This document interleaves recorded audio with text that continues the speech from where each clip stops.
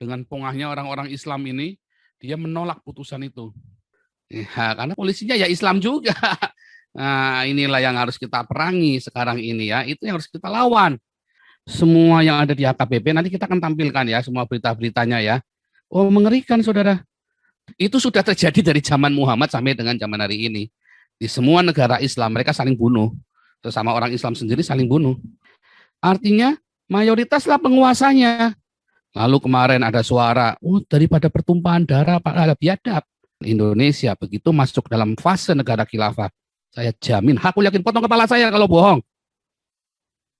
Sebelum melanjutkan, kami informasikan kepada Anda. Channel ini berbeda dengan channel yang pernah Anda kunjungi di YouTube. Masterway Channel mengajak Anda untuk bereaksi menanggapi isi narasi atau berita sesuai dengan video yang kami tayangkan ini. Tujuannya untuk menguji, mengkoreksi, dan menilai validitas kebenaran fakta dari narasi atau berita dari media sumber berita yang dipertontonkan di media sosial dengan tujuan yang berbeda-beda. Silahkan tulis masukan Anda di kolom komentar supaya netizen mengetahui validitas berita sebelum percaya dengan informasi berita yang ada di media sosial. Silahkan Anda subscribe terlebih dahulu sebelum Anda mengutarakan pendapat Anda di kolom komentar, supaya pesan komentar Anda kompatibel dan efektif untuk mengedukasi masyarakat. Simak seluruh isi video ini sebelum Anda komentar supaya tidak gagal faham. Kami akan memberi tanda pin atau tanda cinta dari masukan Anda yang berkualitas dan berpotensi membangun. Terima kasih.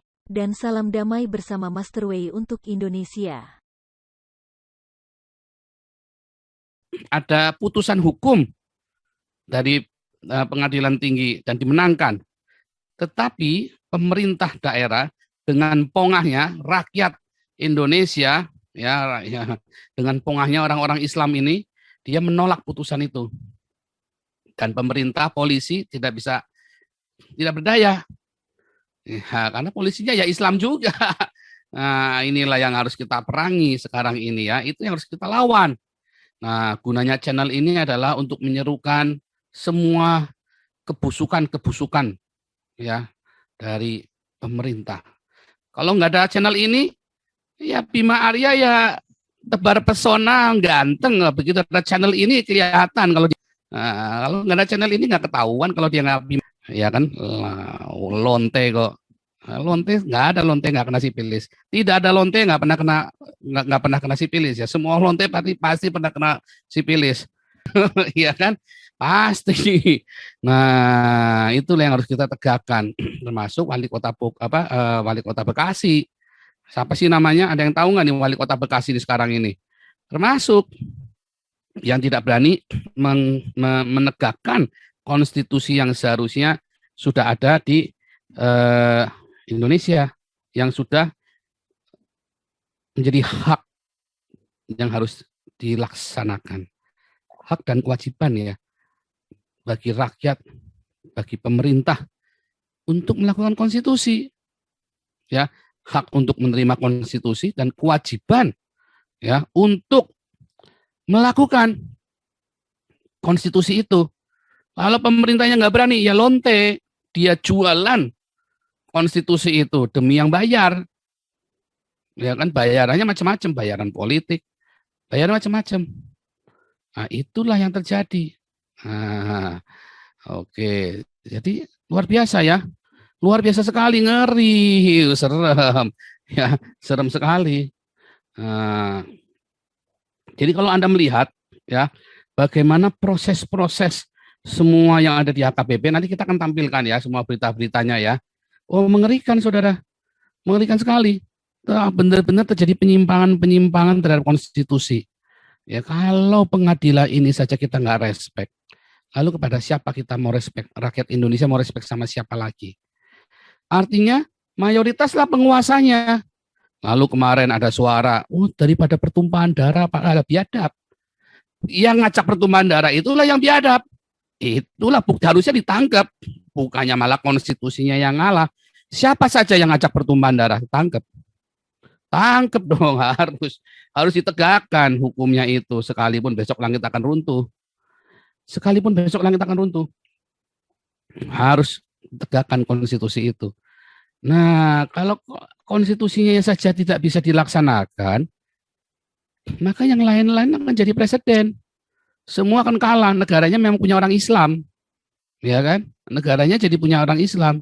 Dan orang-orang minoritasnya enggih-enggih saja, di framing-framing, udahlah daripada pertumpahan darah, sampai kapanpun, apa saja di dalam negara Islam itu semua apa saja bisa jadi pertumpahan darah. Karena memang di framing untuk bodoh. Ya, asal Allah Akbar, bunuh, bunuh. Bunuh di semua negara Islam, makanya pada lari ke sini, ke Eropa. Kemudian mereka ribut-ribut mau syariah kan. Nah, kemarin ditanya sama senatnya kan, simpel sekali. Kalau gitu kamu kenapa ke sini? Nggak bisa jawab. Ya kan? Kamu bikin syariah Islam, kenapa kamu lari ke sini? Ya kan, kenapa kamu nggak tetap di negara kamu? Wah, karena orang kafir mengadu domba kami. Nah, itulah dari zaman Muhammad sampai dengan ini gobloknya minta ampun. Udah diadu domba terus. Nah, alasannya karena diadu domba kafir. Berarti kan goblok. Kenapa negara kafir nggak ada yang perang sesama kafir? Nah, kan pertanyaan kan begitu kan. Kenapa sesama orang Islam perang katanya diadu domba sama kafir? Kan kalian goblok berarti kan. Dan Indonesia begitu masuk dalam fase negara khilafah, saya jamin, aku yakin potong kepala saya kalau bohong. Akan perang saudara. Sesama Islam akan terjadi perang. Itu sudah terjadi dari zaman Muhammad sampai dengan zaman hari ini. Di semua negara Islam mereka saling bunuh. Sesama orang Islam sendiri saling bunuh. Ya. Saling bunuh. Jangan bilang enggak.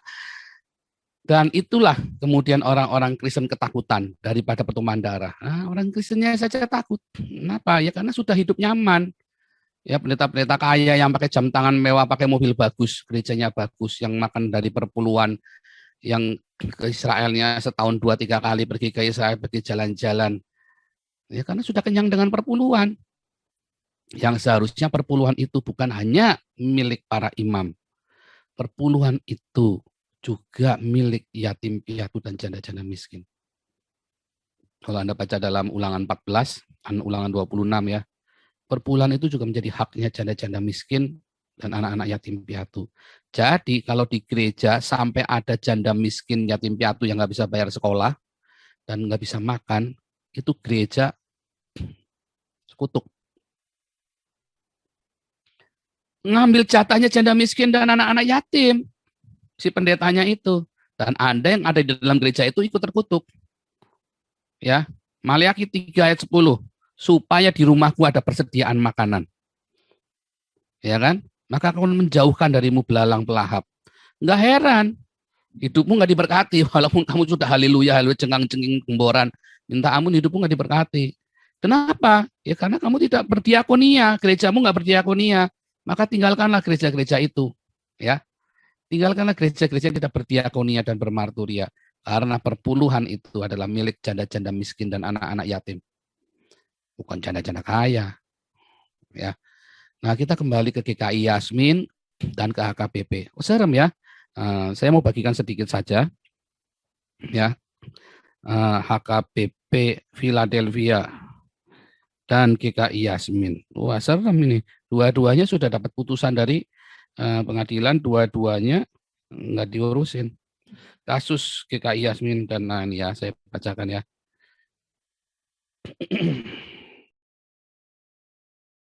Terima kasih Anda telah meluangkan waktu untuk memberi masukan kepada kami. Semoga komentar Anda bisa bermanfaat bagi generasi penerus bangsa ini.